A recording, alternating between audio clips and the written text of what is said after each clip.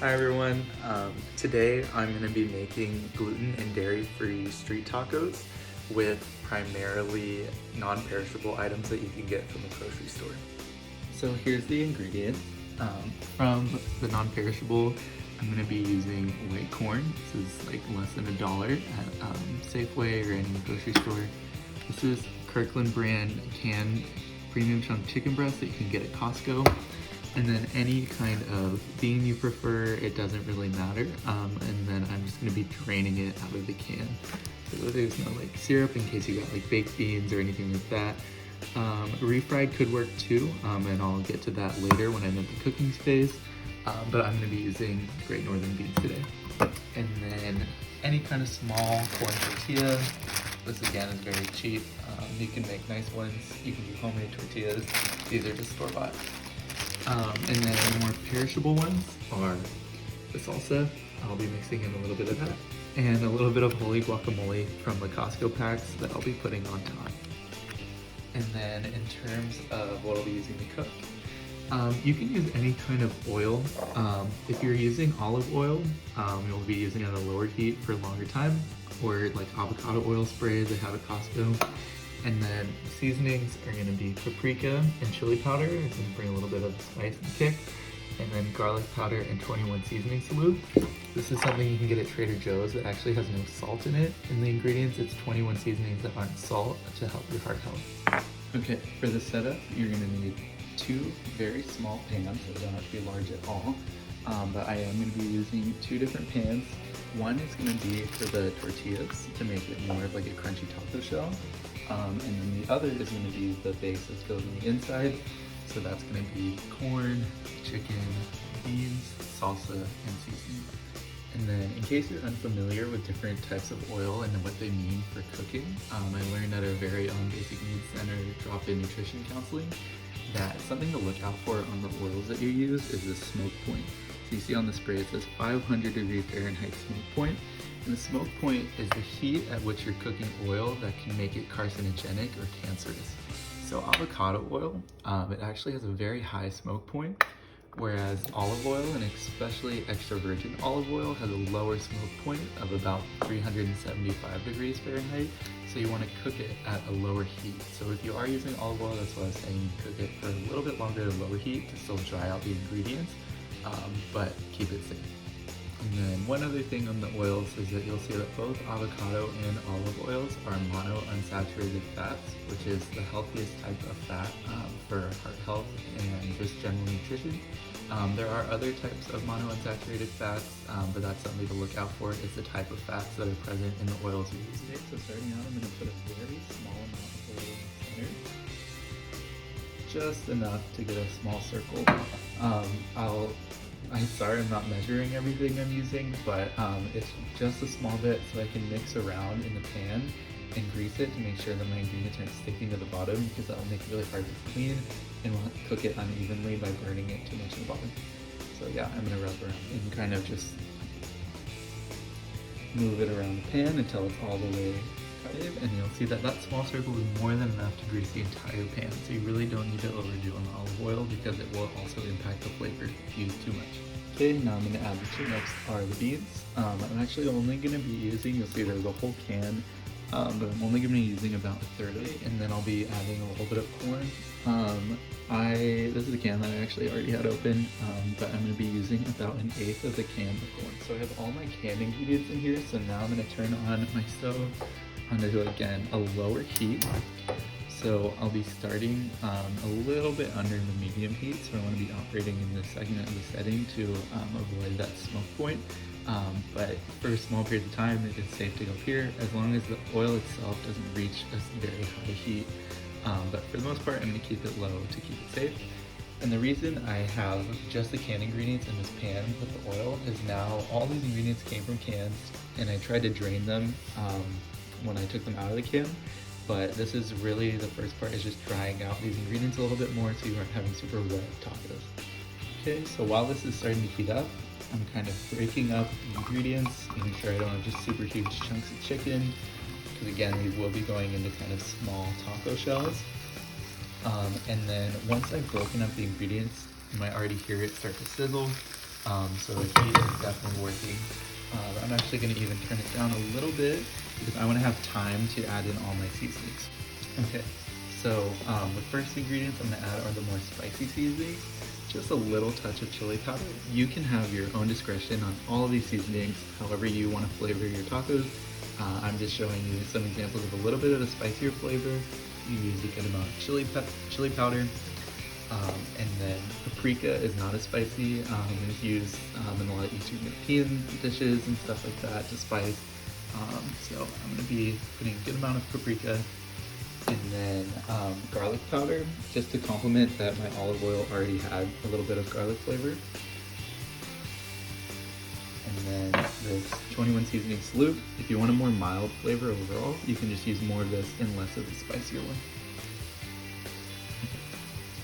So now again, while I'm on this low heat, I'm going to be mixing the spices throughout. You'll see that the chili powder and paprika had a more reddish brownish color. So that's why my ingredients are going to start to darken while they're in the pan as the seasonings spread out. We have a little bit darker color now, and now I'm going to do, again, another second round of spices. Very strong flavoring. If you don't like strong flavors, you don't have to do multiple rounds of spices. But I give the ingredients time to really cook in the spices and let them kind of mix in. So that's why I do my spices in multiple rounds. And you can see it's just a little bit of each of them. You can choose, again, the proportions you want for your desired flavor, but I'm not going to be mixing in another round. So now this has been on the pan for about 3 minutes, and most of the additional water that was in the cans, because they were being preserved as canned goods, has now been evaporated as steam. So my ingredients are starting to dry out. So now is a good time to kind of rehydrate with the salsa. Okay, so notice that salsa is very wet. So you can really add as much as you want in, but you will have to take a little bit at a time to be able to dry it out. But it will add a good amount of flavor to the other ingredients and will again further darken the color. So now I'm going to mix that in. So now some things are starting to stick to the pan. It is really drying out. I'm going to lower my heat. So I was here. Now I'm going to go down even closer to that ending point. I really just want this to simmer and make sure it doesn't get cold while I move on to my tortillas, and then further bring out the extra water that was added from the salsa. It is turning into a little bit, it's right now kind of wet, but it is going to homogenify into kind of like a mixture that you can drop into your taco shell. Okay, and also feel free to taste it as you go. Don't burn yourself, but see how you like the flavor. And then add season accordingly to get your desired taste. And then another added benefit of the salsa I forgot to mention is that it comes with a bunch of ingredients that you might want to put in tacos in the mixture, such as chopped onions, diced tomatoes, jalapenos. So the ingredients of your salsa really helps you put things into the mix that you would have otherwise had to have prepared or chopped up. Okay, so now this is done. I'm going to leave it sitting on very low heat just to continue to try it out a little bit more and monitor it to make sure it's not sticking to the bottom of the pan, because I don't want to just burn the ingredients now that they're ready. If you feel like it's drying out too fast, you can feel free to just turn off the heat and leave it there. And if you feel like you need to dry it out later, you can always kind of turn it back on once you are ready with your taco shell.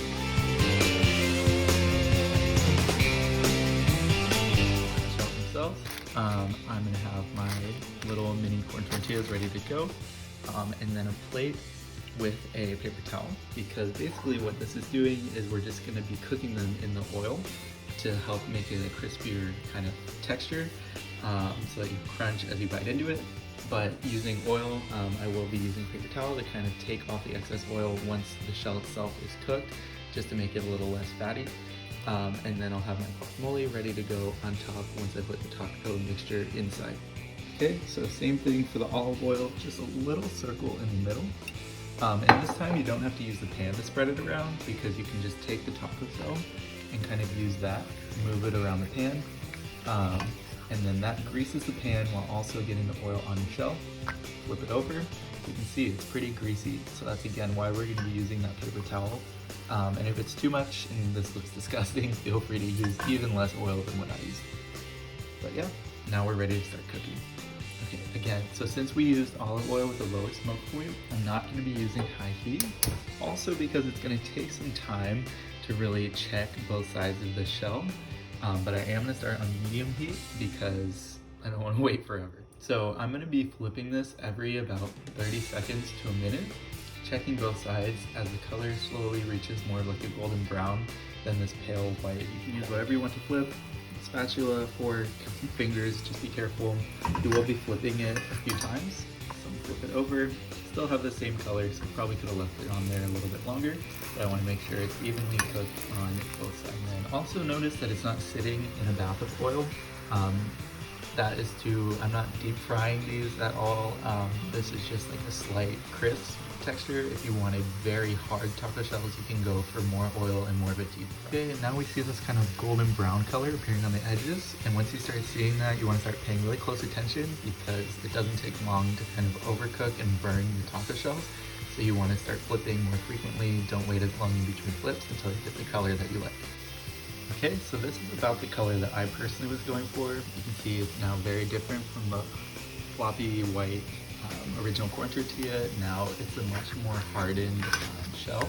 So I got about the same color on both sides, but I'm not looking for super hard and crispy, just something that's still foldable, but will have a crunch when I bite into it.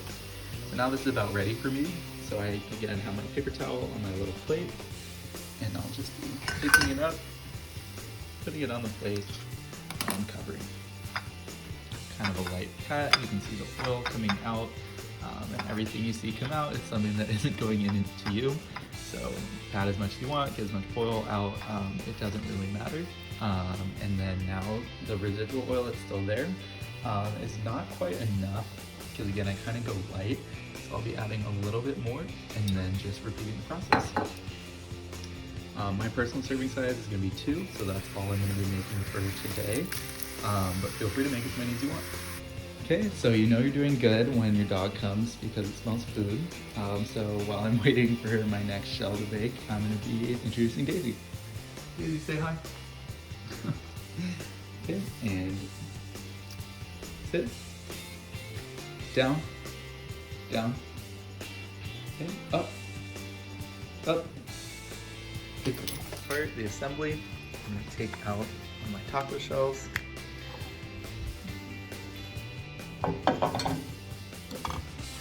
Just one little spoonful. Spread it out. Blend it throughout. Really don't need that much of the filling inside because the shells are pretty small and flavorful now that they've been cooked in oil as well. Okay. And then as an ending and garnish, I have my little holy guacamole pack.